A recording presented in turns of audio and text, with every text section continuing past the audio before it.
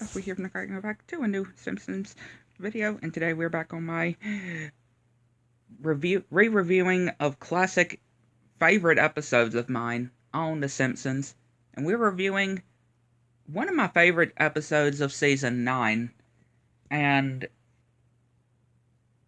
I cannot pronounce the guy's name, but it has another good actor that I will get to, but it has another good actor that I've seen, especially when it comes to one of my favorite Pixar movies, that guest stars in this movie. But yeah, it starts with Marge just trying to get Santa's little helper to go outside and do his business, and Homer suggesting that Marge goes outside and do her business. I mean, I can understand Homer going outside and trying to sew Santa's little helper, but Marge? No. No, that's not how it works for girls. And she realizes that, yeah, the yard is filthy and needing a good cutting. And she sees Bart and Lisa just laying around and getting them and some suiting clothes to go and do to clean that up, the backyard. And when she's going to give them some lemonade, yeah, they're back to where they were before. And then they see that the carnival is coming. But of course, Marge is like, before Homer comes in with his wallet, telling his kids to grab as much money as you want. He's like, oh, well, looks like, but of course, Homer has to come in and tells them to grab as much money as they want. And they go to the tooth chipper. Yeah, this ride is dangerous. I mean, hence the name. You go up, and then you hit your mouth on, where they would fasten it. Not the seatbelts part, but, where they would lift that thing. They would lift it over to you to, what I'm talking about. I don't know what they're called, but they chop their teeth on it. Yeah, that's kind of dangerous. And they go to this, what it looks to be some kind of spooky ride. But no, it's pathetic. It's a pathetic ripoff of a ride as well. Like, there's even things that's not even scary. And of course the guy is like, I'm sorry. And of course we see some kids spraying some clowns. And they spray Krusty. It's like, why is it when I'm at this spot, this always happens? And this is where we get to it.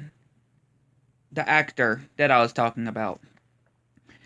Homer and Bart come over to this ring toss game and sees this guy and his son, Cooter and Spud. And fun fact, Cooter is actually voiced by, y'all may know this actor, of course, but he is also known from doing Slinky in the Toy Story franchise.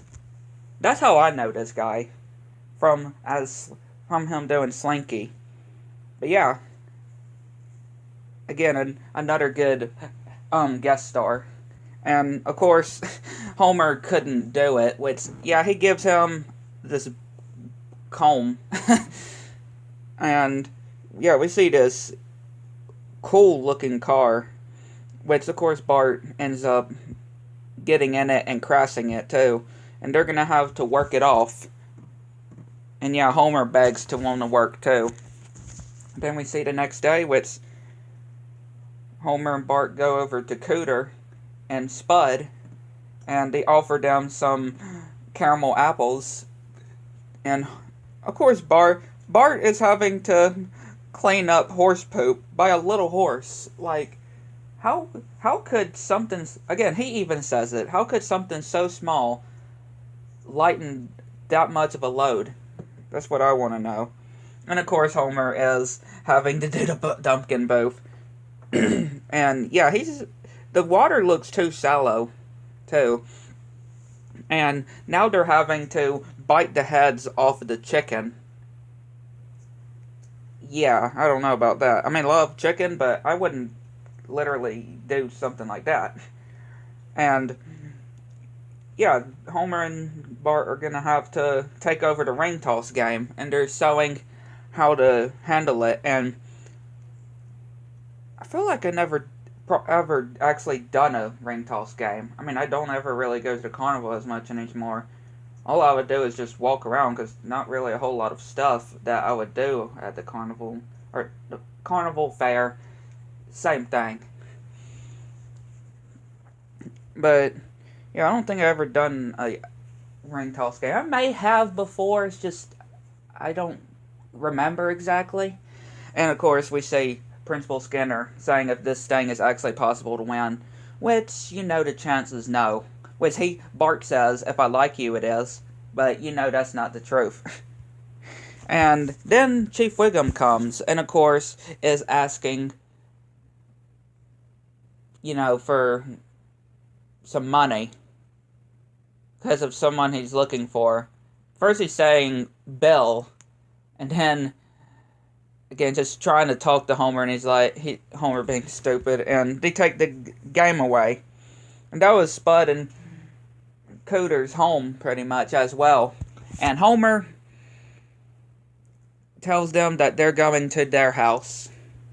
Yep, Spud and Cooter coming to the Simpsons home. And yeah, Spud being able to undo his joints like that is kind of grotesque and cool as well. And yeah, Cooter able to do this. He uses his cigarette, puts it in his mouth, comes out of his ear, and then he puts it in his ear, and then it comes out of his butt. And then of course Bart is like, "Can you do that again?" And he's like, "Not for a little while." Yeah, I can understand why you can't do that for a little while, because that literally comes out of his rear end. He puts it in his ear, and it comes out of his butt. He pulls it out. Like, I mean, again, these are characters we only seen this one time, considering that the actor that did Cooter died. Rest in peace to him. Again, he was a really good Slinky as well in the Toy Story franchise. But yeah, they give them, which of course Bart takes Marge's pearls because Spud told it to him, and they got these tickets for appreciation. It seems like a generous thing for them to do, to go on this boat that has the glass floor. And yeah, Bart and Homer just getting the Sark angry. And it's kind of funny though, this scene right here, that Homer, Marge, and the kids drive up to the house and not even notice that the windows are boarded shut.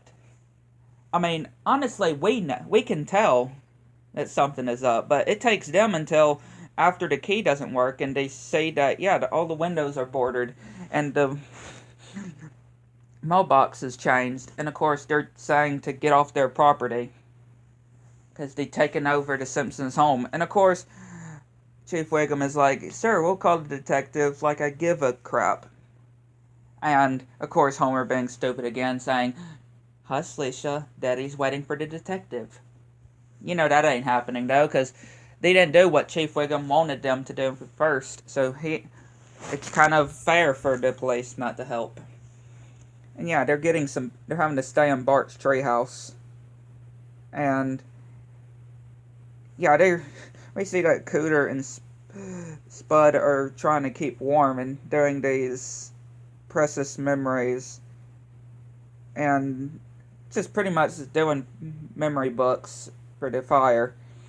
And Marge is saying that they can't live like this. They gotta get their house back. And Homer makes an offer, a proposition for Cooter.